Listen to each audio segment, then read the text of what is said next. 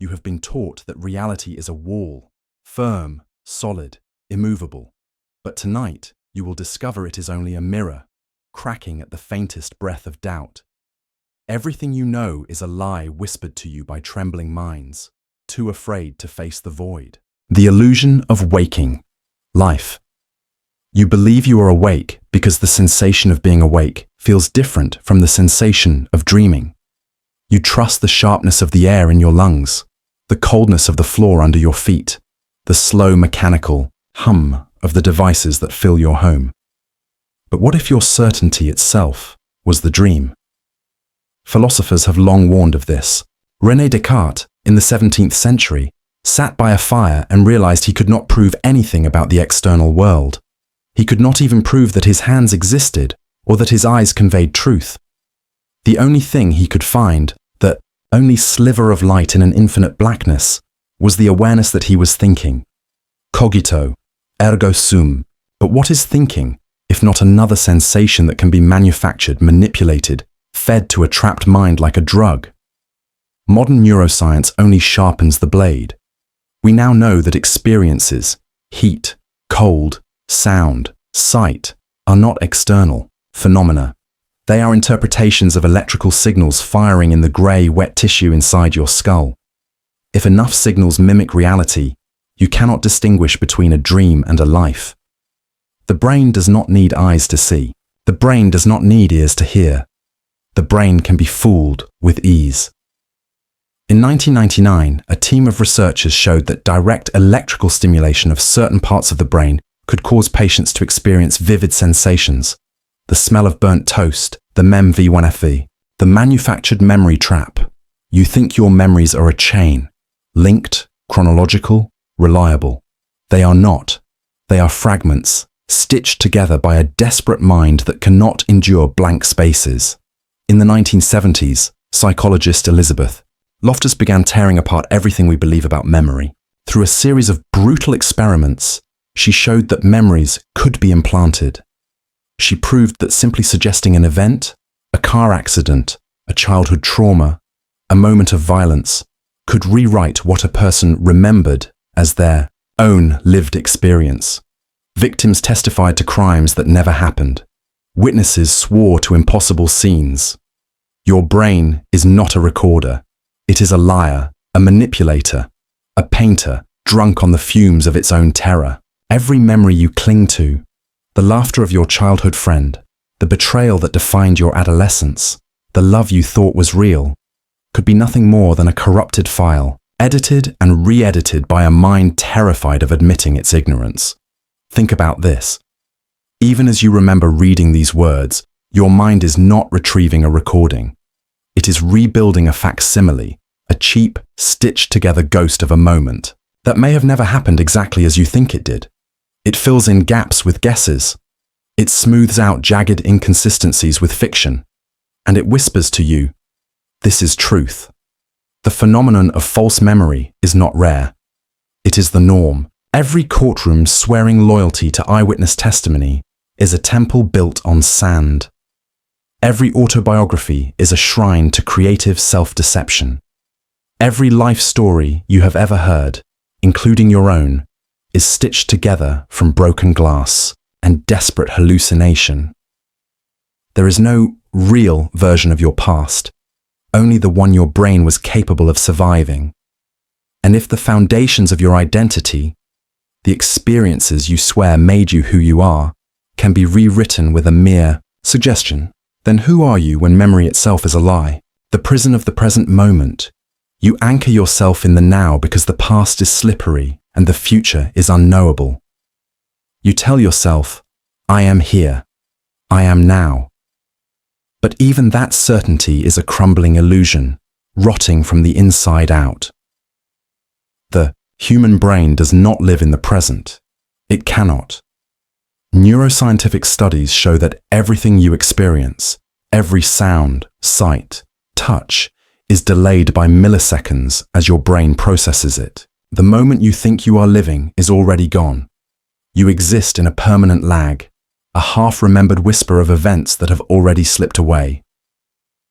When you hear a voice, when you see a flash of light, when you feel the warmth of another body against yours, your mind is not receiving reality.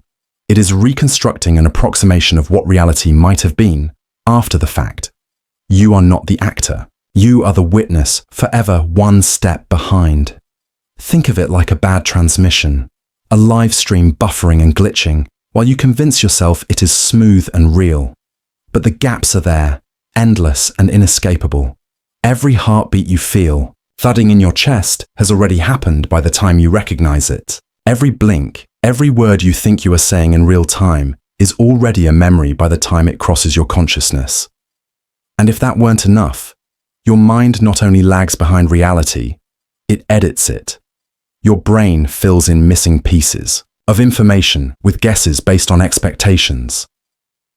The present you think you are experiencing is stitched together from biased predictions, fragments of old memories, and desperate assumptions. It is a hallucination stabilized only by your refusal to notice its cracks. Psychologists call it post-dictive perception. The mind receives a fractured collection of stimuli and then patches it into a cohesive, linear story. After the stimuli have already occurred, you are not living reality. You are living an edited film reel, endlessly spliced and rearranged, moments after the reel has already abandoned you. And when you lie awake at night, clutching the present as your last defense against oblivion, remember, you have never lived a single unfiltered moment. You are always too late. So if the present is just an echo stitched together from guesses and noise, have you ever actually lived? The self-refuting nature of identity. You wear your name like armor. You cling to your memories, your desires, your fears, and you call the pile of rubble me. But if you peel away the layers, name, face, history, desire, what is left? The idea of a stable self is a lie so old it calcified into culture. Eastern philosophies like Buddhism warned you centuries ago, the self is an illusion, a bundle of sensations that arise and decay moment by moment. Western psychology caught up late. David Hume in the 18th century confessed he could find no core I within himself, only a scattered collection of perceptions flickering and dying like fireflies in the dark. Modern neuroscience confirms it with ruthless clarity. When researchers examine the brain, they find no command center, no seat of identity. There is no tiny man behind your eyes pulling the levers. Instead, there are modules, circuits, feedback loops, small specialized networks that flash into existence, perform a task, and dissolve. The feeling of a continuous self is nothing but an emergent property of chaos. Your brain manufactures you. It generates the sensation of being someone, of being a continuous, narratable being. But no such being exists. There is only a storm of impulses wrapped in a story. Split brain experiments proved this savagely. When surgeons severed the corpus callosum, the bridge between the two hemispheres of the brain, they created patients with two separate streams of consciousness inside one body. One hand would button the shirt, the other would angrily unbutton it. One eye would see a command and act, while the other eye had no idea why. And when asked why they did what they did, the patients invented explanations, lies that they genuinely believed. The mind cannot admit it doesn't know itself. The I you defend so desperately, the I you mourn and glorify, is a hallucination woven by processes that you cannot even see. You are the ghost that your own machinery conjures to pacify itself. So when you weep for your losses, when you yearn to protect your identity from decay, from betrayal, from erasure, remember, there is nothing there to protect.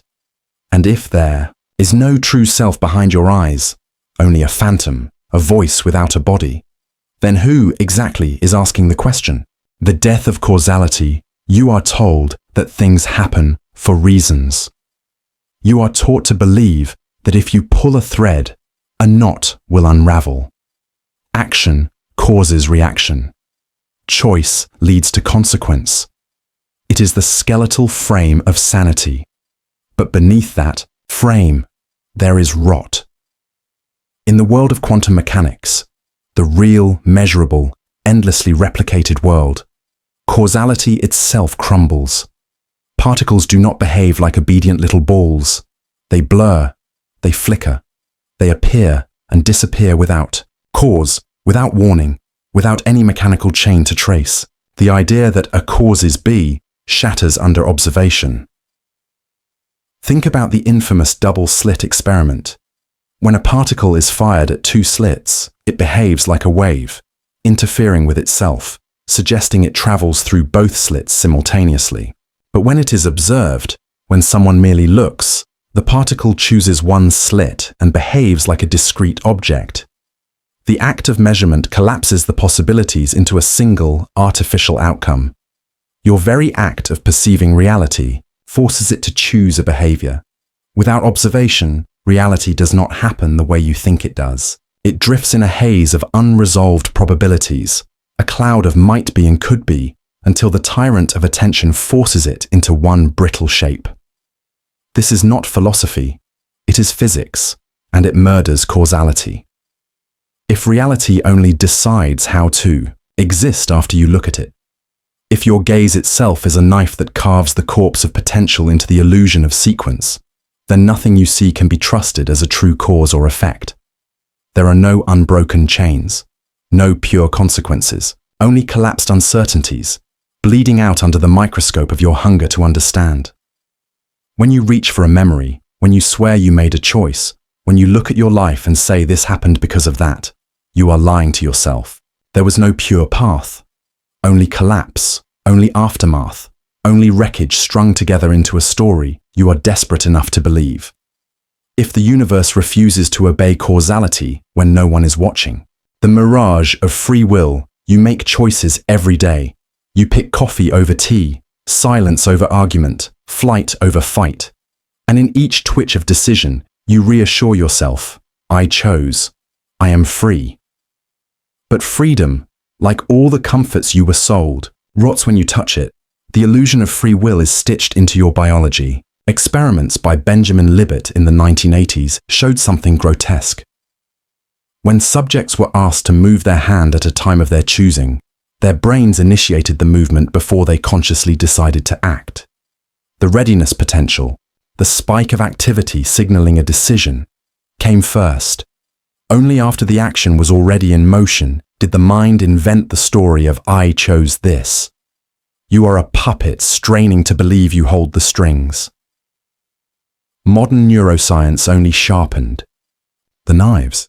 Brain scans reveal that decisions can be predicted several seconds before you are even aware of making them. By watching patterns of activity, machines can guess your free choices with terrifying accuracy. While you, the conscious witness, still believe you are pondering, you are not a king issuing decrees. You are a historian, scribbling desperate explanations after the fact. The machinery grinds, and you invent the intention to match it. Even worse, you are not a singular machinery. You are a civil war of impulses, instincts, fears, social programming, genetic mutations, chemical floods, all wrestling in a pit, and whichever one claws to the surface first gets draped in the crown of, I decided, but there is no decider. Only a battlefield littered with unconscious victories. And when you imagine you are morally superior for choosing good over evil, kindness over cruelty, remember, you did not choose to be the kind of mind that chose that path. You did not choose your genetics. You did not choose your upbringing. You did not choose the neurons that fired long before you opened your mouth to speak. You were never free. And if your choices are just the echoes of unseen forces pulling your strings, what does it even mean to deserve anything? The fragility of time. Itself, you mark your life by clocks. You celebrate the passage of years, mourn the loss of days, dread the ticking seconds before death. Time, you believe, is the river that carries you forward. But the river is a lie. Einstein shattered the clockwork universe with a single brutal realization. Time is not absolute. It is not universal. It bends, stretches, warps depending on speed and gravity. Two observers, moving differently through space, will experience different flows of time. Both correct, both incompatible. There is no master clock ticking behind. The curtains of the cosmos, you are adrift without anchor. The phenomenon of time dilation, proven by countless experiments, confirms it. Astronauts living aboard the International Space Station age more slowly than you do on Earth. Mars, tiny particles created in the upper atmosphere, should decay almost instantly. But moving at near-light speeds, they live longer, violating every intuitive sense of how long a second should last. Speed stretches their existence against nature's face. Even here, on the surface of the Earth, gravity itself bends time. Clocks on mountaintops tick faster than those at sea level. Every heartbeat, every memory, every whispered promise you have ever made has been corrupted by the distortion of time. And still you pretend it is a straight line.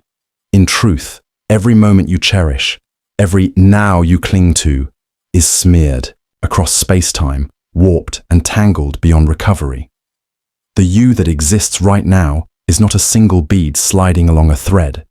You are a collection of scattered shards, each trapped in its own warped bubble of subjective duration. Time is not your master, it is your betrayer.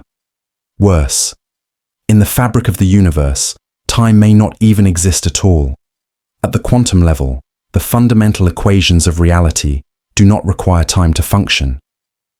The deep structure of reality, the engine that births galaxies and murders stars, may be entirely timeless. Time could be nothing more than an emergent illusion, a trick of the brain evolved to keep track of decay and movement. If time is not real, if your past and future are illusions spun by a mind, desperate for coherence, then what exactly are you racing toward? The paradox of perception, you trust your senses to tell you the truth. You see, you hear, you touch, and you feel, and in that sensory storm, you claim to know the world. But your senses are nothing more than unreliable narrators, storytellers, who fabricate your reality. Take vision, the sense you rely on most. In reality, what you see is a lie. Your eyes capture light, but they do not capture the world. The image that forms in your mind is not a photograph of the universe. It is a reconstruction, a guess, an approximation. Your brain receives distorted data, a blur of photons and wavelengths, and it fills in the blanks.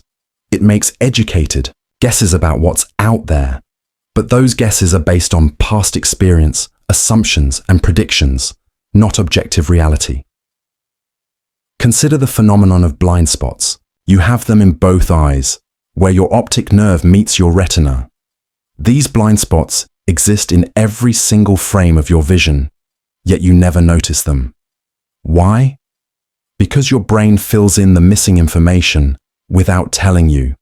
It creates a false image of the world based on what it assumes should be there. Your eyes do not see, they guess, and you believe them because you have no other choice. Auditory perception is no different. Your ears are not passive receivers. They actively shape sound. You hear not just waves of air, but patterns, rhythms, frequencies, nuances. But what you hear is an abstraction, a translation of raw stimuli into something you can understand. Your mind adapts sound to fit the stories it already knows. The voice you think you're hearing may not be the voice you think it is. It may be a distortion shaped by cultural context, emotional states, and expectations. Even your sense of touch deceives you. When you feel an object, you are not directly experiencing its texture or shape. What you feel is a recreation, a mental map built from the firing of neurons in response to pressure and temperature. The sense of warmth, of hardness, is not a direct connection to the object. It is an interface, a representation, one step removed from the reality you think you are touching. The question is, if your senses cannot be trusted, if they are constantly reconstructing, guessing, filling in the gaps, then what makes you so sure that you are seeing, hearing, and feeling reality itself? You are trapped inside a sensory illusion, playing your part in a theatre of your own mind's design. And if your perception of the world cannot be trusted, if your senses are manipulating, are you even perceiving anything at all? The void. Behind language, you believe that words have meaning. You cling to language as if it were a ladder out of chaos, a tool to express, to explain, to understand. But language is a cage built from smoke. Every word you speak is a symbol. It points to something, but it is not the thing itself. The word tree is not a tree. The word pain is not your suffering. The word love is not the trembling, raw ache inside your chest. You live inside an endless system of symbols, forgetting at every step that none of them are real. Ludwig Wittgenstein, the philosopher who mapped the outer limits of thought, warned, language does not mirror reality. It traps you inside a game where the rules are arbitrary, where meanings shift with context, with time, with the fragile consensus of minds as lost as yours. When you say, I understand you, you are lying, without knowing it. You cannot know if your meaning matches mine. You cannot verify if your blue is my blue, if your fear is my fear, if your truth is even adjacent to mine. All you can do is assume, and assumptions are the roots of every delusion you have ever nurtured. Language is not a bridge. It is a wall, dressed up in the illusion of connection. Even the structure of language deceives you. Subject, verb, object. These are artificial containers forced onto a universe that is chaotic, fragmented, non-linear. You are trained to force reality into tiny grammatical cages. I do this to that. But there is no I, no stable doer, no distinct object. There is only process, movement, decay, and your desperate grammar trying to freeze the flood. When philosophers try to describe existence itself, language collapses into paradox. You cannot say what being truly is without already presupposing it. You cannot define truth without standing on an undefined foundation. Every sentence you speak about reality is a snake devouring its own tail, an illusion painted onto silence. And if language is the only tool you have to understand the world, and that tool is broken, shifting, hollow, then what is left of your understanding at all? The shattered mirror of consciousness. You wake each morning and slide back into the dream of being someone. You call it consciousness, the smooth, seamless awareness of being alive, of being you. But consciousness is no more unified than a shattered mirror pretending to be whole. Neuroscientists know the lie but rarely speak it plainly. There is no single center in the brain, no glowing seat of awareness. Instead, there are countless processes, competing, overlapping, whispering across chemical chasms. You are not one mind. You are a patchwork of subminds, stitched together in a truce so fragile that it frays every time you forget where you left your keys. Split brain experiments expose the horror beneath the surface. When the corpus callosum connecting the brain's hemispheres was severed, patients lived with two separate consciousnesses trapped in one skull. One hemisphere could laugh, while the other raged. One eye could see a word and react, while the other remained blind and ignorant. And when the fractured halves were forced to explain their conflicting behavior, they invented stories. False, desperate narratives to mask the truth. There was no single self in control. Even your moment-to-moment awareness flickers like a bad light bulb. You do not experience reality in a continuous stream. You exist in discrete slices, frozen frames stitched into a film that your mind smooths into the illusion of flow. The now you feel is the result of the brain's desperate attempt to make sense of fractured inputs arriving at different times, from different senses, processed by different regions. You are not a river. You are a stutter. When you imagine that you are one continuous being, one person from birth to death, you are remembering selectively, editing ruthlessly, lying automatically. You discard the fractures to preserve the fantasy, because if you admitted the truth, that you are a collection of warring impulses, stitched memories, and fragmented glimpses, you would have no self to save. There is no you, only a trembling performance. And the actor forgets, moment by moment, that it is a play. If consciousness is just the illusion of unity stitched over a battlefield of chaos, then who exactly is dreaming you into existence right now? The collapse of objective reality. You are taught to believe in a shared world, a hard, external reality that exists whether you notice it or not. You cling to the idea that the world is solid, independent, indifferent to your perception. But what if that world only exists because you believe it must? In the realm of quantum physics, the foundation of objective reality dissolves under scrutiny. The act of observation doesn't just reveal reality, it creates it. In the double-slit experiment, particles behave like waves, like endless possibilities until they are measured. Only then, only under the tyranny of an observer's gaze, do they crystallize into a single location. Without the observer, there is no reality as you know it. There is only a cloud of potential, infinite and unknowable. The famous thought experiment of Schrödinger's cat twists the knife even deeper. A cat in a sealed box, both dead and alive, until observed, not metaphorically, literally. Until the box is opened, until the wave function collapses. The cat exists in a superposition of mutually exclusive states. The universe does not exist in any definite state until something conscious demands that it does. You are not a visitor to reality. You are its jailer. Even worse, the line between observer and observed is blurring into nothing. Physicist Carlo Rovelli's relational interpretation of quantum mechanics suggests that reality is not absolute, but relational. Every fact, every measurement, every event exists only relative to an observer. There is no God's eye view. There is no universal truth. Only fragmented shards of reality, each dependent on the mind that perceives it. You do not live inside a singular, objective world.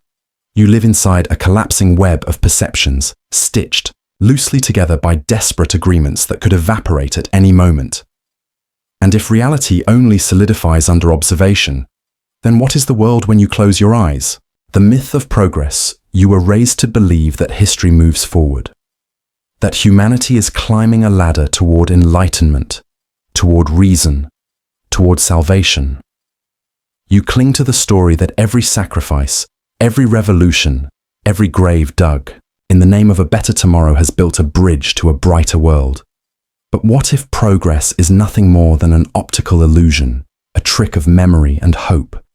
History is not a straight line. It is a cycle of decay and collapse. Dressed up, in new costumes, speaking new lies, empires rise drunk on their imagined permanence, only to rot from within and crumble into dust. The Roman Empire thought it would endure forever. The Abbasid Caliphate believed it was the final evolution of human governance. The British Empire assumed its sun would never set. Each is now a ghost, whispered in forgotten tongues across dead landscapes. Every era believes it is the pinnacle. Every generation mocks the ignorance of the past while marching proudly toward its own ruin.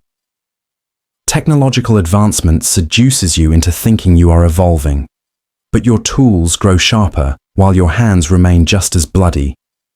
The printing press birthed knowledge and propaganda. The internet promised connection and delivered alienation. You are not ascending. You are running in circles, grinding deeper ruts into the mud. Even the idea of moral progress is a lie. The same atrocities replay themselves under new banners, justified by new ideologies. Slavery mutates, but never vanishes. War changes uniforms, but never appetite. Genocide refines its efficiency, but not its appetite for annihilation.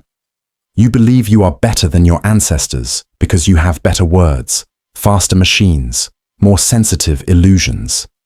But the beast beneath the skin, the hunger for dominance, the fear of death, the urge to dehumanize the other, remains unchanged, ancient, indifferent to the theater of civilization. Every monument to progress is built atop mass graves. Every utopia envisioned ends as a dystopia realized. If history is nothing but the same brutal instincts repainted with prettier colors, then what are you actually moving toward? The delusion of control. You move through the world with a trembling faith that you are in command of your life. You believe that planning, striving, deciding, all these small rituals of agency can bend reality to your will.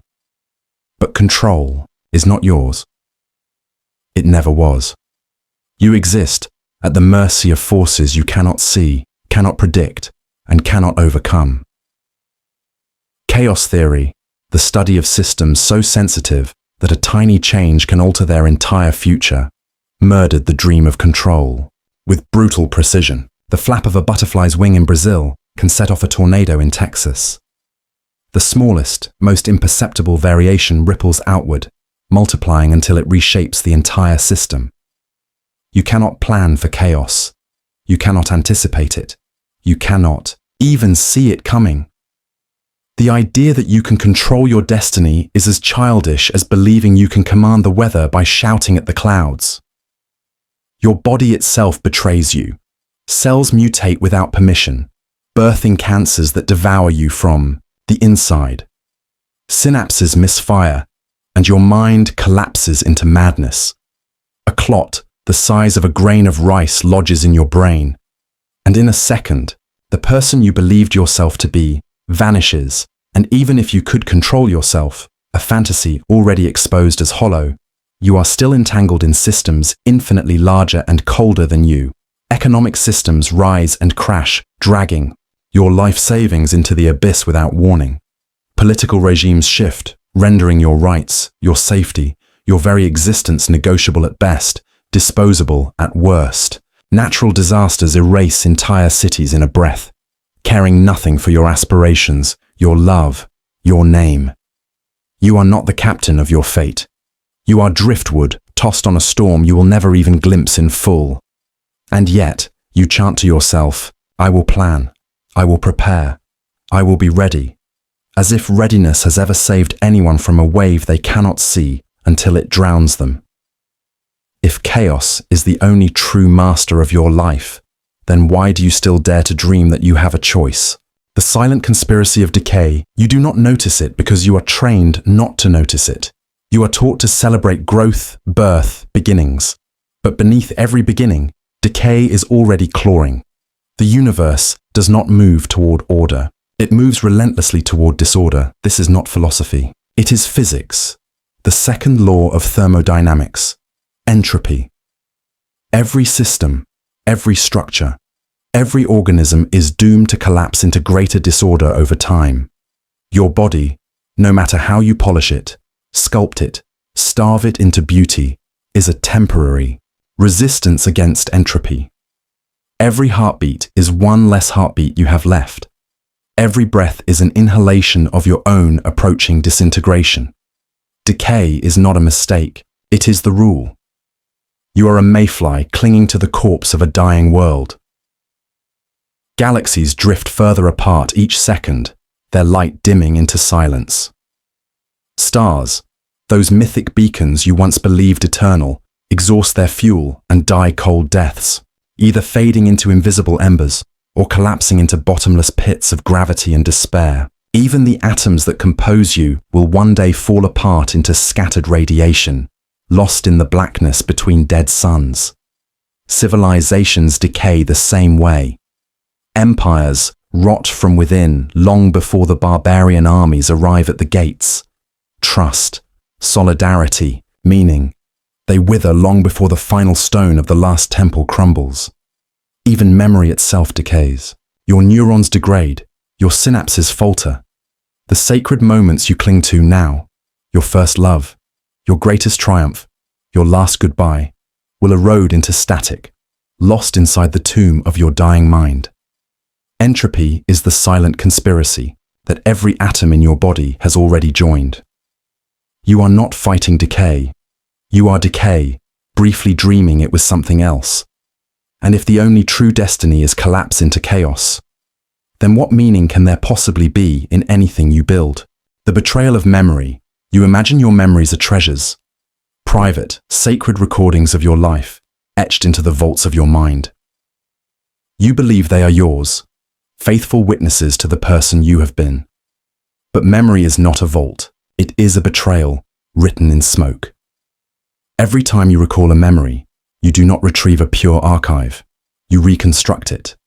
You rebuild it from fragments, guesses, and projections. And in the act of remembering, you change it. Neuroscientists have proven this grim truth. The more you recall a memory, the less accurate it becomes. Each act of remembrance corrupts the memory further, introducing distortions, omissions, inventions. Your mind does not safeguard your past. It mutilates it over and over again until what you remember bears only a passing resemblance to what actually happened, if it ever happened at all. The famous studies on false memories reveal a horrifying fact. It is stunningly easy to implant fake memories into a human mind. A few careful suggestions, a few manipulated photographs, a few emotional triggers, and suddenly you remember being lost in a shopping mall you never visited, encountering dangers that never existed, feeling terrors that were manufactured by words alone. Your most sacred memories, the ones that shape your identity, the ones you would die defending, may be fabrications stitched together from lies, fear, and fantasy. Even the memories you trust most, the face of your mother, the voice of your first love, the betrayal that taught you to harden your heart, are rotten with contamination. You cannot rewind the tape. There is no tape. Your mind erases, rewrites, and paints over the canvas of your life with every beat of your heart. You are not the historian of your life. You are its most unreliable narrator. And if you cannot trust your own mind to remember your life, then how can you trust that you ever lived it at all? The hallucination of meaning. You wake each day and lace yourself into stories. You tell yourself there is a reason to rise, a purpose to suffer, a destination worth enduring the endless erosion of your mind and body. But meaning is not a substance. It is a hallucination woven by a mind too fragile to stare into the void. Nietzsche whispered the warning more than a century ago: God is dead. Not because a bullet shattered heaven, but because belief itself collapsed under the unbearable weight of doubt. In the ruins of certainty, humanity flailed to invent new gods: progress, nation, love, justice.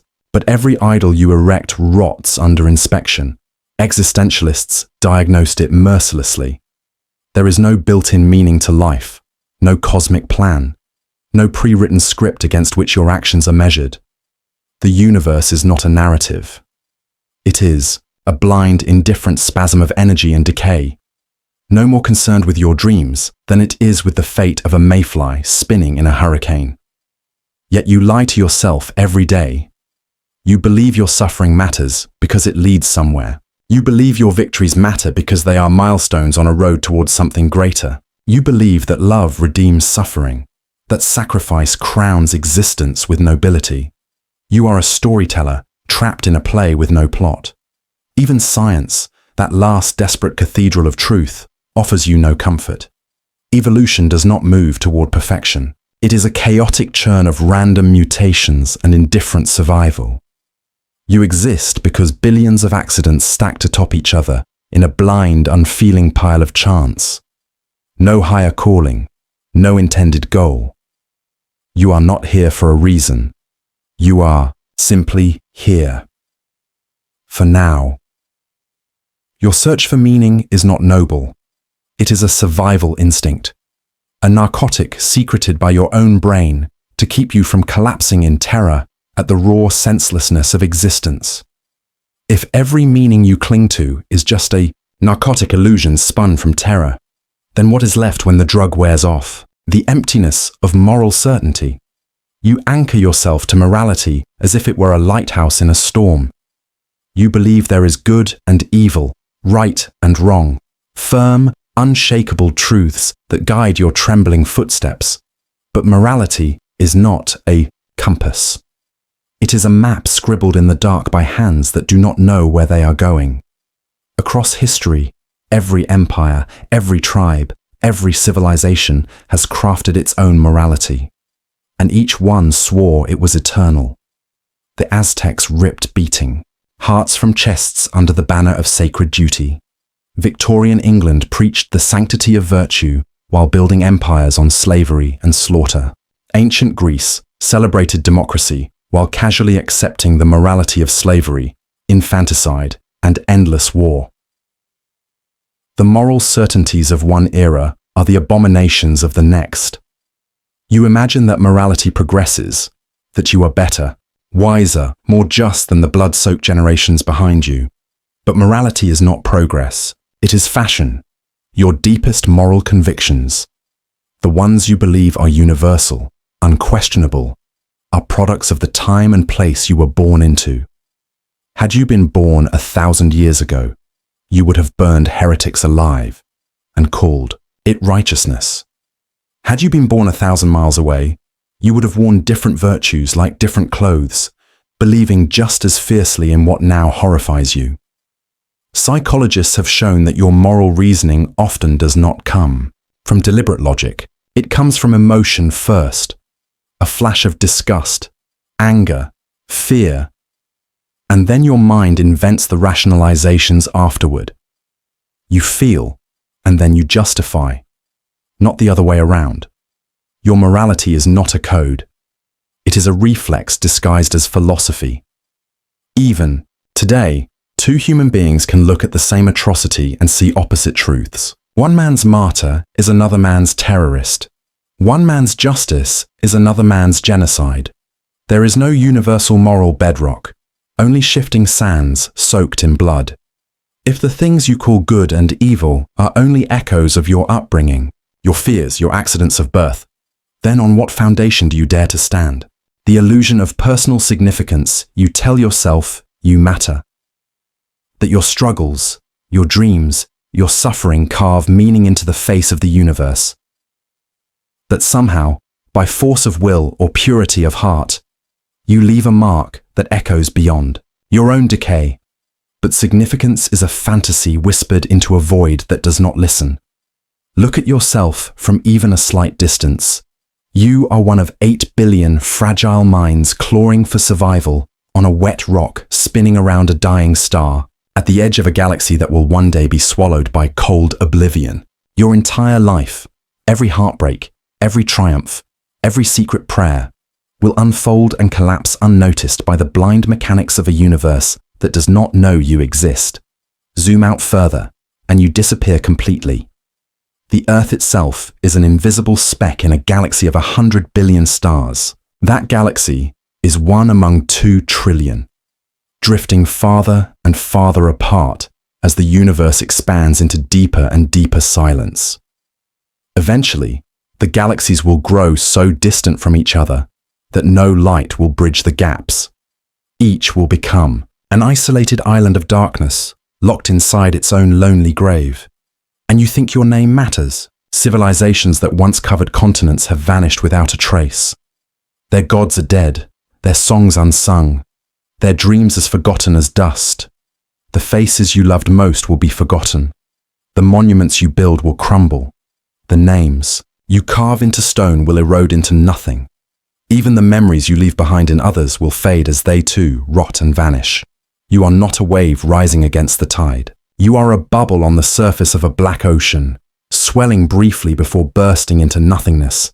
And yet, you write your stories, you sing your songs, you mourn your dead as if the universe is watching, as if it cares. It is not watching. It will not remember. If the universe is deaf, blind, and empty, then what does it mean for you to matter at all? The erosion of knowledge, you comfort yourself with the idea that knowledge is cumulative, that each generation builds upon the last, stacking stones of truth into a tower that rises ever closer to understanding. But the foundation is crumbling, even as you climb it. Knowledge is not a fortress. It is a sandcastle at the edge of a rising tide. Throughout history, entire bodies of knowledge have vanished. The burning of the Library of Alexandria did not merely destroy scrolls. It annihilated unknown sciences, philosophies, medicines, entire civilizations of thought. Languages have died, taking with them ways of seeing the world that will never be reconstructed. Technologies have been invented, lost, and reinvented centuries later, as if humanity were a wounded creature endlessly forgetting its own limbs.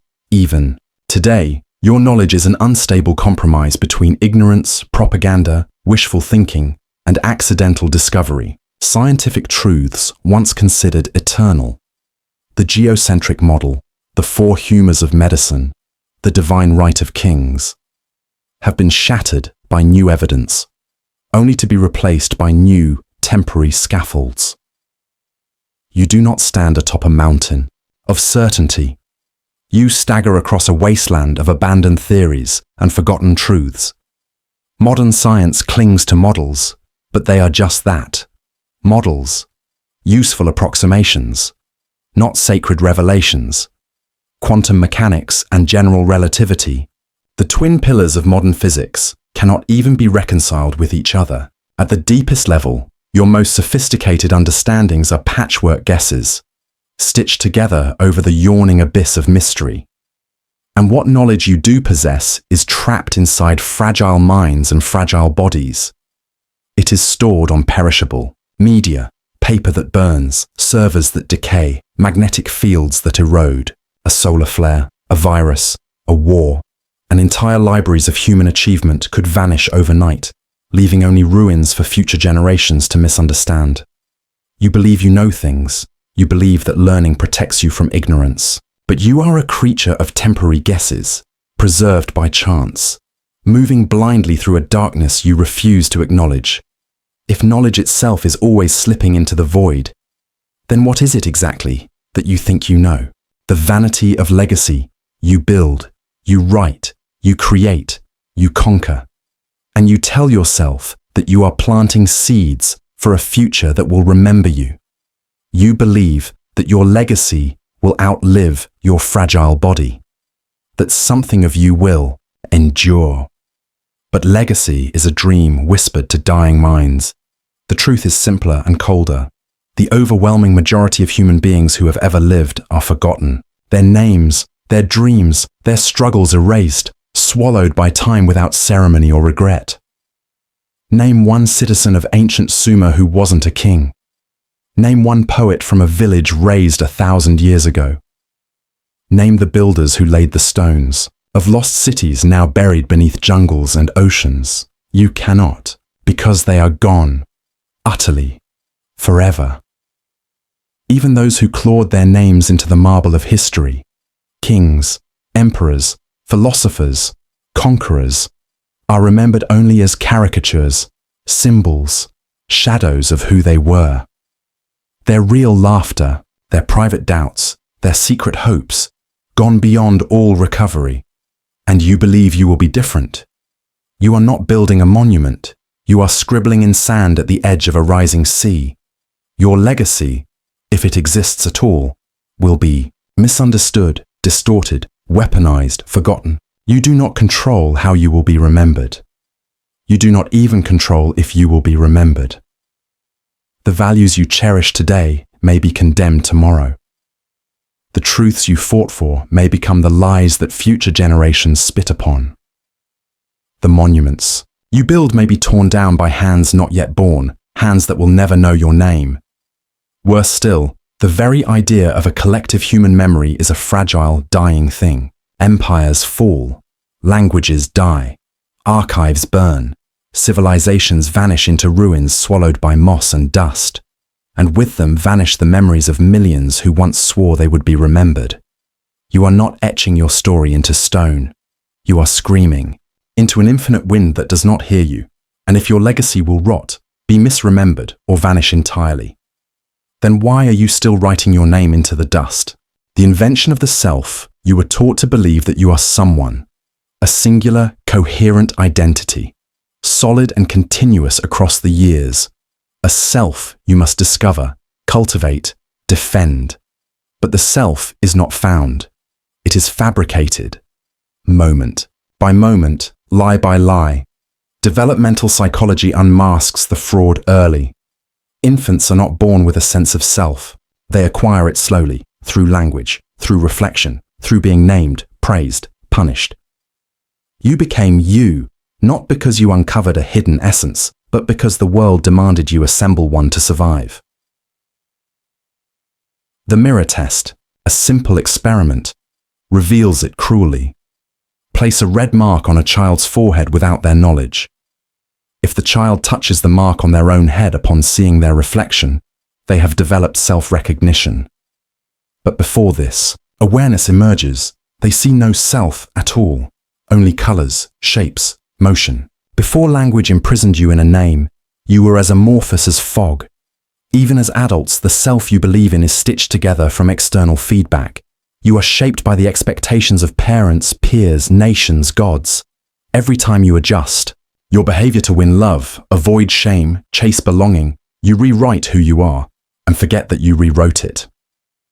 There is no continuous I. There are only endless performances, cobbled together to navigate each moment. Modern neuroscience confirms the horror.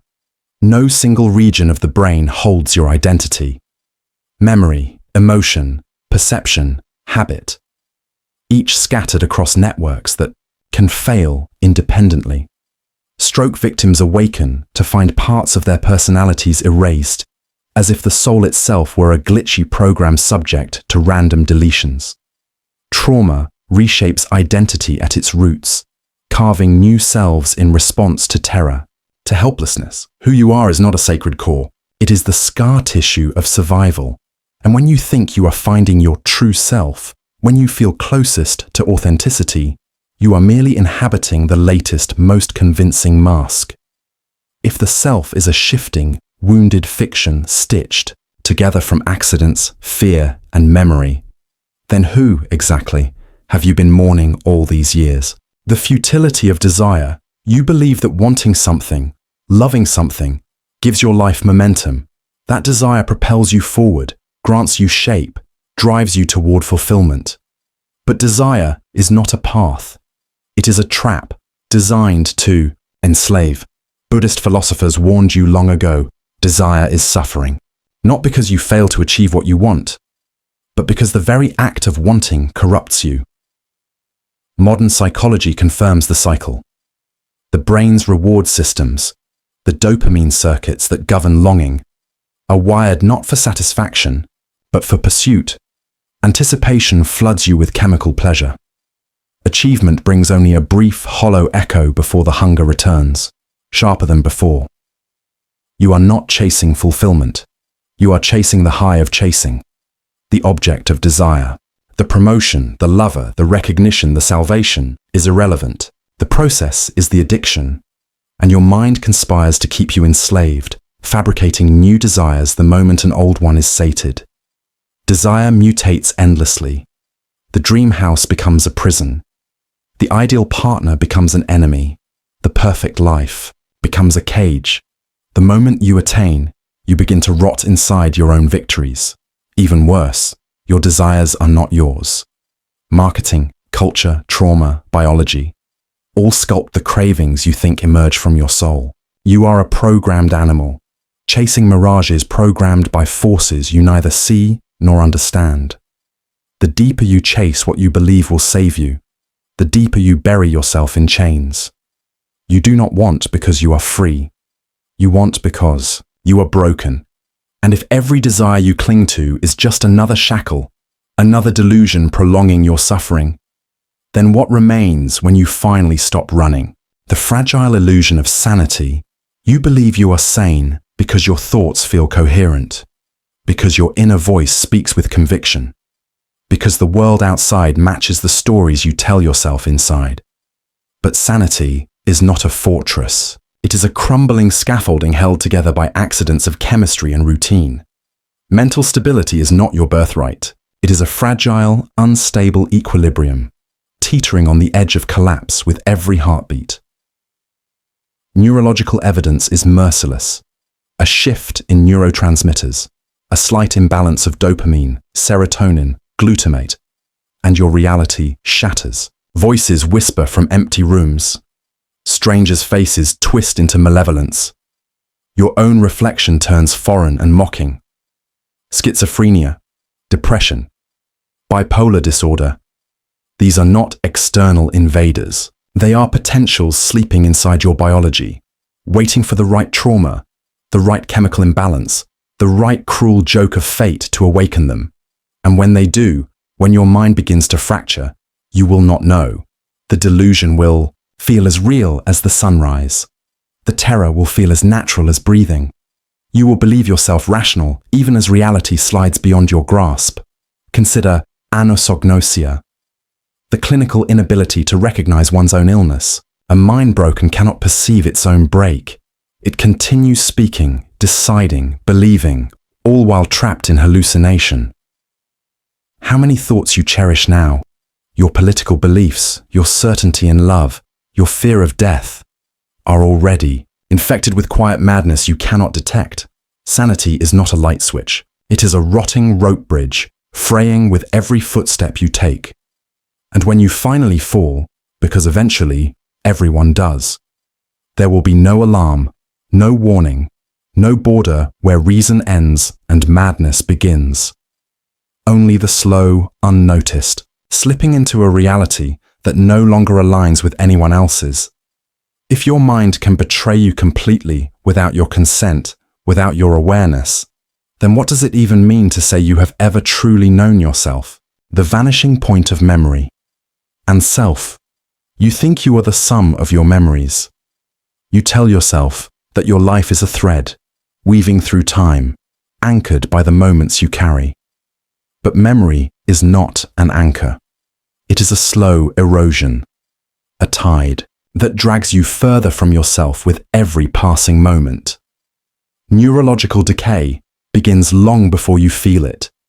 Studies show that by the time you are 20, neurons are already dying, memories already blurring. By the time you notice the forgetting, the misplaced name, the blurred face, the lost year, you are already far along the road toward cognitive disintegration. But the decay is not just passive. Your mind actively edits, distorts, and overwrites your memories every time you retrieve them. Each recollection is a mutation. Each remembrance is a corruption. You are not recalling your past. You are rewriting it clumsily every time you look back. Worse still, memories that define you, the traumas you survived, the triumphs you celebrated, the loves that shaped your heart, are among the most vulnerable to distortion. Emotional intensity does not preserve truth. It poisons it, bending recollection around fear, shame, hope. And when enough memories mutate or vanish, the self you think you are begins to unravel. Alzheimer's disease lays the truth bare in brutal clarity. As memory erodes, so too does identity. The face that once knew laughter forgets how to smile. The voice that once sang love songs forgets language itself. The soul you believed was immutable dissipates into silence. And even if you escape such visible collapse, the end is no different. You will forget yourself piece by piece until the person you fought so hard to become exists only as a hollow puppet, animated by reflex and habit. You will not know when it happens. You will not know when you are no longer you. The vanishing will be silent, invisible, pitiless. If memory is the only thread tying you to yourself, and that thread is fraying with every breath you take, then who will you be when the last thread snaps? The inescapable gravity of death, you avoid thinking about it. You dress it up in rituals, euphemisms, false promises of reunion and eternity. You bury it under calendars and distractions, under careers and conversations. But death does not lose interest just because you pretend not to see it. Every second you exist, death is advancing. It does not come later. It is happening now. From the moment you are born, the decay begins. Cells accumulate mutations, synapses, or misfire, bones erode. You are not living toward death. You are dying forward into it. Your heart, the symbol you wrap in poems and love songs, is a muscle slowly grinding itself into exhaustion. Every beat is a countdown you cannot read. Your lungs, those sacred organs of breath and spirit, are factories of inevitable collapse. Each inhalation, one step closer to failure. And when death arrives, it will not be grand, poetic, or meaningful. It will be a mechanical failure. An aneurysm bursting in the silence of your skull. A cell replicating out of control until your body chokes on itself. A clot drifting lazily until it lodges itself in the final wrong place. You will not know the final moment. It will not ask your permission. You will not be ready. And even if you die in what the living call peace, you will not witness it. You will only vanish. The flickering electricity of your brain sparking out into absolute nothingness. The world will continue without you, indifferent, relentless. Those who mourn you will do so briefly, before the tide of their own survival sweeps them onward. Your name will fade, your face will be forgotten, your existence will be reduced to a few photos, a few mistaken memories, a few decaying bones. And no matter how much you achieve, no matter how fiercely you cling to life's projects, no matter how violently you resist, death is the gravitational center of your existence. You orbit it from your first breath. You spiral toward it with every decision, every hesitation, every heartbeat. If death is not something you face at the end, but something you have always been living inside of, then what, exactly, have you been running from? The illusion of connection. You believe you are connected to others. You believe in friendships, in family, in love. The gossamer threads that seem to bind you to other trembling minds. But connection is not a bridge. It is a series of desperate projections across an infinite abyss. You do not know anyone, not truly. You know only the stories you tell yourself about them. Fragments stitched together from fleeting words, fleeting gestures, fleeting impressions. You believe you are seen, understood, loved for who you are. But the you that others see is a phantom you have no control over. A ghost assembled inside their minds, filtered through their own biases, fears, needs. They do not love you. They love their version of you. And you too do not truly love them. You love what they allow you to see, what you imagine in the gaps between their silences. Every conversation you have is an exchange of partial truths. Every embrace is a collision of illusions. Even the most intimate relationships are constructed atop misunderstandings too vast to cross. You can spend a lifetime beside someone and never truly know what they see when they look at you, or if they ever saw you at all. You are alone, irrevocably. The drive for connection is not a triumph of the human spirit. It is an evolutionary desperation, a biological manipulation forcing fragile beings to huddle together for survival against an uncaring world. You mistake proximity for understanding. You mistake shared experience for shared being. But no amount of closeness can bridge the abyss between two isolated minds locked inside their private prisons of perception. And when the faces you love most turn away, change, vanish, as they inevitably will, you will realize that the bridges you thought you crossed never existed. Only echoes, only shadows dancing on the walls of a cave you never escaped.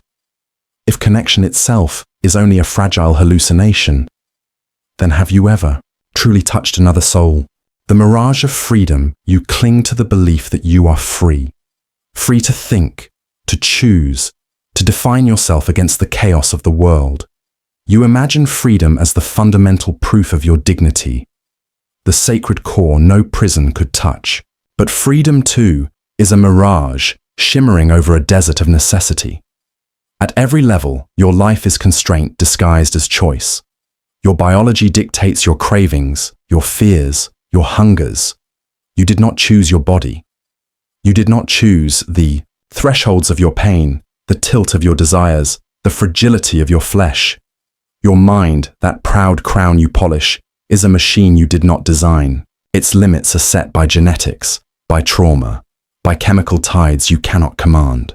You were born into a maze you did not build, and every path you choose is merely the echo of pathways laid down by forces you never saw. Your culture builds the walls, higher. Language shapes what you can think. Laws shape what you can do. Expectations sculpt what you dare to want. Every decision you make has already been narrowed by invisible hands. What you call options are the few corridors left open in a labyrinth built long before you were born.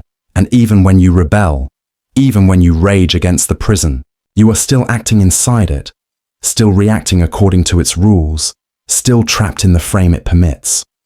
You were taught to think of freedom as a field without fences, but in truth, it is a carefully constructed illusion, a playground with boundaries just wide enough that you forget they exist. You are not free. You are a prisoner so well trained that you carry the cell inside your own mind. And when the illusion falters, when you feel the bars closing in, the choices narrowing to nothing, you soothe yourself with smaller illusions. I chose this.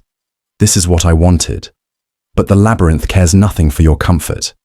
If the only choices you can make are the ones permitted by forces you never chose, then what is freedom but another word for obedience? The certainty of isolation, you build your life on the quiet hope that you are not alone. That somewhere, in the tangled web of faces and voices, there is true communion. Someone who understands you, mirrors you, shares the weight of your existence. But isolation is not the exception. It is the only rule. From birth, you are trapped inside the fortress of your own mind. No matter how many words you spill, no matter how many tears you shed or embraces you offer, you cannot truly transmit your consciousness to another.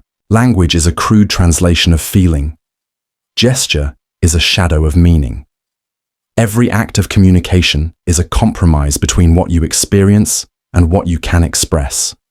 Inside you, there is a vast, private ocean, a churning storm of memories, dreams, doubts, visions, and no one will ever walk its shores but you.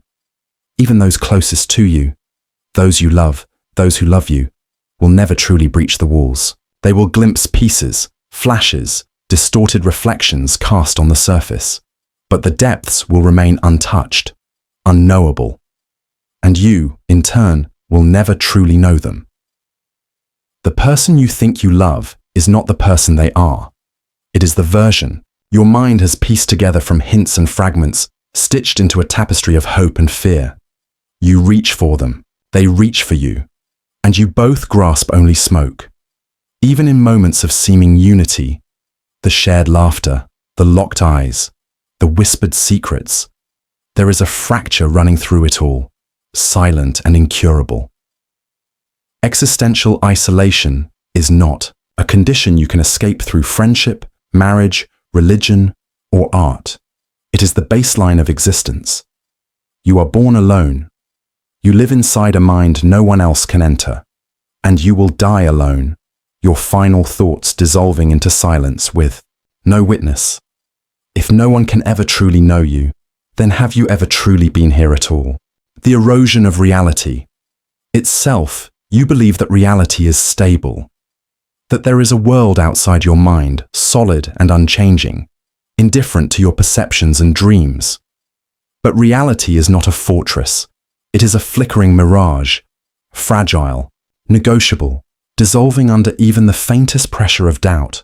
At the edges of modern physics, the cracks in the foundation gape wider with every discovery. Quantum entanglement shows that particles separated by vast distances can instantaneously affect one another, defying the classical notions of cause, effect, and separateness.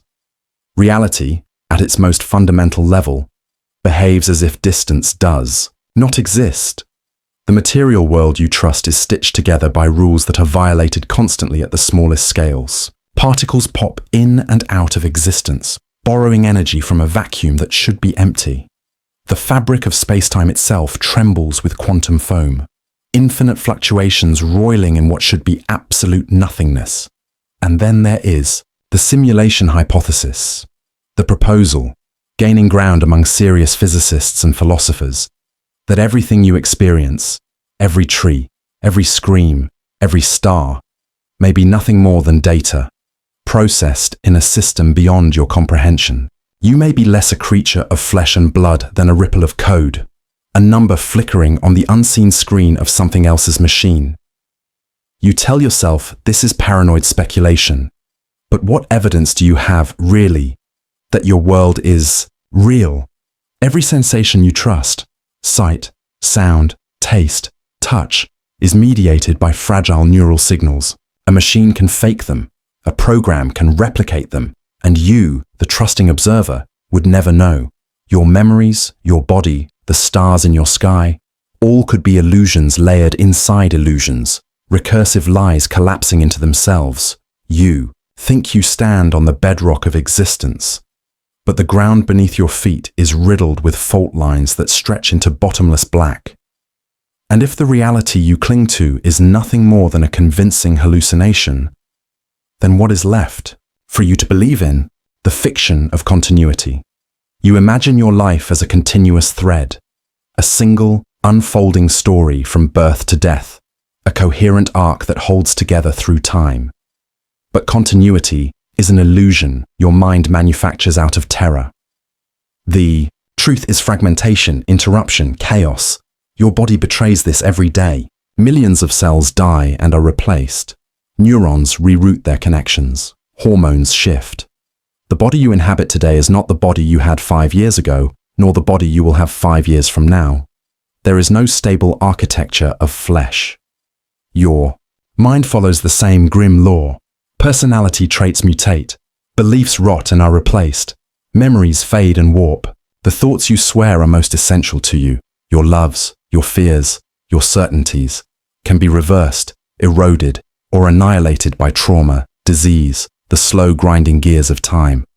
And yet, you tell yourself the story. I am still me. You string together fragments and hallucinations of selfhood, stitching them into a makeshift narrative that pretends to be whole. But there is no seamless you moving through time. Only a series of overlapping, decaying moments connected by habit and desperate imagination. Amnesia proves the lie with brutal clarity. A blow to the skull, a chemical disruption, a simple twist of fate. And you can awaken a stranger to your own face, severed from the person you once believed yourself to be. Was the you before the amnesia real? Is the you afterward real? Or are both nothing more than different echoes bouncing through a hollow chamber? Psychologists call this narrative identity. The fragile, unstable process of constantly editing, re-editing, and rewriting your life story to maintain the comforting illusion that you have always been the same person. But there is no editor in control. There is only the chaos of change, dressed up in the language of memory and desire. If continuity is just another comforting lie, then what exactly are you fighting to preserve? The meaninglessness of origins. You search for beginnings like a drowning man searches for land. You believe that if you can trace your origins, your ancestry, your culture, your species, your universe, you will find purpose. But origins are not answers. They are accidents wrapped in myth. You cling to the story that you were born for a reason, the child of a lineage stretching back into noble history. But trace that lineage, and you find violence, chance, and oblivion. You are the product of uncountable brutalities. Wars, famines, betrayals, lusts, desperate unions of bodies under indifferent skies.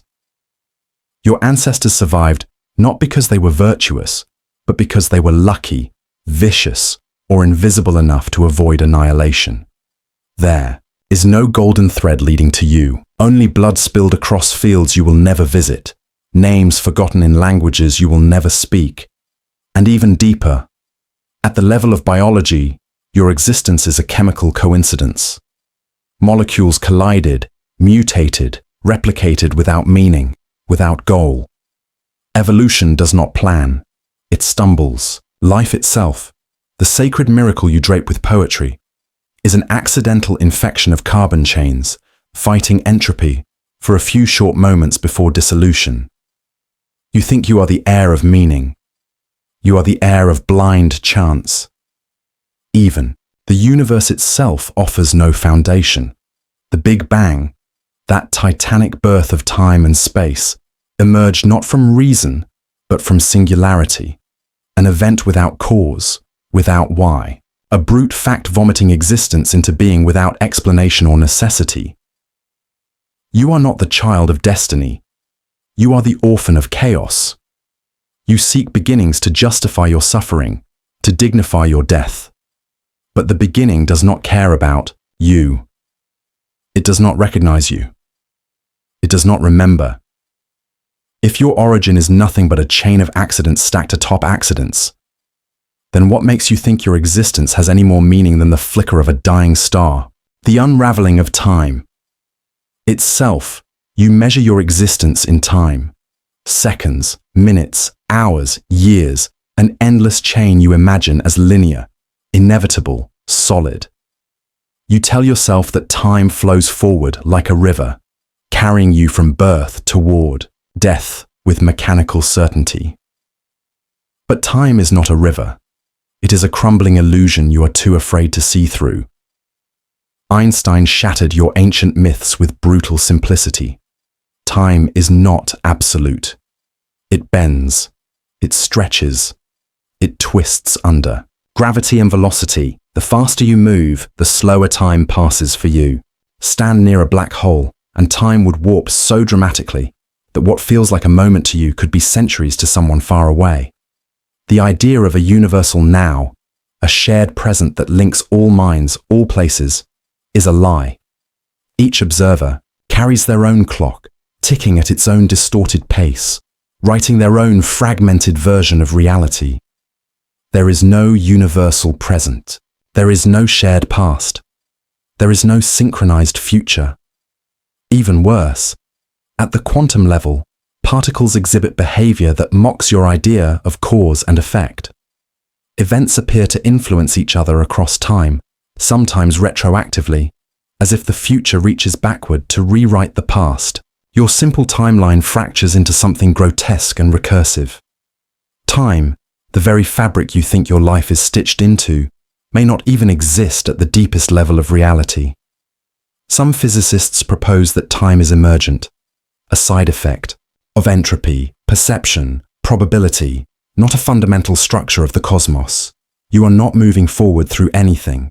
You are standing still, surrounded by an infinite storm of collapsing possibilities, inventing a story called time to survive the terror. And when your last moment arrives, you will not step forward into darkness. You will simply cease to weave the illusion. The thread will snap, and the river you thought you were floating down will evaporate into nothingness. If time itself is just a hallucination stitched by a dying mind, then what have you been moving through all this time? The quiet tyranny of habit you think you live by choice, by decision, by will. You imagine your days as deliberate constructions shaped by values, by dreams, by reason. But most of what you are, most of what you do, is not chosen. It is repetition. Habit rules you like a silent tyrant. Neuroscience reveals the machinery clearly. The brain, desperate to conserve energy, automates as much behavior as possible. When you brush your teeth, lock your door, drive to work, speak familiar words, it is not you deciding each time. It is a script running itself, while your conscious mind floats atop it like a passenger who has mistaken himself for the pilot. Studies show that as much as 40 to 50% of your daily behaviors are automatic repetitions. Reflexes, rituals, movements without awareness, thoughts without true reflection. Even your emotional reactions, your anger, your jealousy, your compassion, often trigger automatically, bypassing conscious analysis. You are less a thinking being and more a hive of reflexes echoing yesterday's motions. The more you live, the more entrenched these patterns become. Neural pathways, once flexible, fossilize into ruts. It becomes harder to change, harder to notice that you are not awake. And when you do notice, when you feel the sickening realization that you are repeating yourself, that today is a clone of yesterday, you retreat into comforting lies. This is who I am. This is what I choose. This is what life is. But it is not life. It is inertia. You are not evolving. You are orbiting yourself endlessly. The habits you obey were shaped by accidents, by trauma, by imitation, by forgotten moments of pleasure or pain. And yet you cling to them as if they define you. They do not. They are the bars of a cage you cannot even see. If most of what you are is merely repetition, then when exactly were you ever truly alive?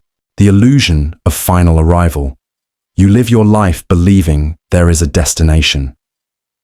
A moment when the struggle ends, the doubts dissolve, the self crystallizes into something permanent, fulfilled, complete. You tell yourself, when I achieve this, when I understand that, when I heal, when I am loved, then I will arrive. But arrival is a mirage forever retreating before you. Every milestone you reached, every diploma, every relationship, every goal crossed off the endless list, delivered. No final piece, only a brief flutter of satisfaction, a momentary anesthetic, before the hunger returned, sharper and more desperate than before. You are not a traveler on a road toward completion. You are a creature running in circles inside a maze built from your own longing. The mind's machinery guarantees it. Once a desire is fulfilled, the brain resets its baseline. Hedonic adaptation devours every victory, rendering yesterday's triumph into today's numb normality. You adapt. You forget. You yearn again. You are not advancing. You are sinking into deeper cycles of wanting, achieving, forgetting, wanting. Even when you imagine spiritual transcendence, the end of suffering, the perfect peace of enlightenment, you are still playing the same doomed game. Another goal, another future self that will save you from the present self you despise. But there is no future self coming. There is no final arrival. There is no point at which you will be crowned complete. No secret door that opens into eternal contentment. The present, the chaotic, unsatisfying, fragmentary present, is all there ever was, and all it ever offers is itself, fleeting, incomplete, indifferent. You are not building toward anything. You are decaying toward nothing. If every finish line you chase evaporates the moment you reach it, then what exactly have you been running for? The echo of forgotten lives. You live under the silent illusion that you are the main character, that your joys, your griefs, your struggles possess a significance that lifts you above the flood of time. But you are not the center. You are an echo, one more faint voice already fading before it has even finished speaking. Look around you. Every city you walk through, every field you pass, every stone beneath your feet was touched by countless lives who believed they mattered as much as you believe you do. They loved with desperation. They dreamed with fever. They wept in the dark, begging for meaning, for remembrance. And now they are nothing. Not forgotten like a book gathering dust, forgotten like a breath lost in a hurricane. Their names are ash, their memories dissolved into chemical silence. The artifacts they built, the temples, the poems, the maps, the graves, rot invisibly into the soil you tread without a second thought. The vast majority of human lives, hundreds of billions of them, have disappeared so thoroughly that not a trace remains to prove they ever existed. No stone, no document, no whispered story. And you will join them. You already are. Every heartbeat you experience is one less heartbeat separating you from oblivion. Every conversation you have, every touch you share, every word you write will be swallowed by time so completely that even the possibility of it having mattered will vanish. The universe will not weep for you. The earth will not remember your footprints. The stars will not mark your passing. And long after you are gone, after your bones have turned to dust, after your name has eroded into meaningless noise, the world will continue, indifferent, untouched, unaware that you ever were. If the fate of all who came before you was to be forgotten so utterly that their existence is no longer even doubted, then why do you still believe your life will echo any further? The fabrication of purpose, you tell yourself, there is a purpose. a thread tying your existence to something larger, something necessary, something good. You must believe it, because without it, the suffering, the failure, the loneliness would be too much to bear. But purpose is not discovered, it is invented. Evolution sculpted your mind to survive, not to understand. The hunger for purpose is a side effect of this brutal design. A trick to keep you moving, fighting, reproducing, enduring, even when the emptiness looms too close to see. Purpose is not a truth hidden in the bones of the universe. It is a narcotic secreted by your mind to quiet your terror. Look across cultures, across centuries. Purpose changes shape, mutates, dies. The divine missions of ancient empires, the manifest destinies of colonial crusades, the endless blood-soaked dreams of righteous conquest, of salvation, of transcendence. Every generation carves new idols from the dust of old ruins and calls them eternal. Even your personal purposes, the goals you whisper into your pillow, the meanings you beg the stars to confirm, are fragile, malleable. The dreams you clung to as a child dissolve into mockery as you age. The values you swear by today will wither, mutate, betray you. What you call my purpose is a moving target, a desperate improvisation against the fear that none of this matters. Purpose feels real only because it must. Your mind will tear itself to pieces before it accepts that it was built without one. And when the purposes you invent collapse, when the career ends, when the relationship dies, when the beliefs shatter, you invent new ones frantically, without noticing the pattern. You are not discovering purpose. You are patching leaks on a sinking ship. If every purpose you hold is just another survival mechanism, stitched together from hope and fear, then what are you really living for?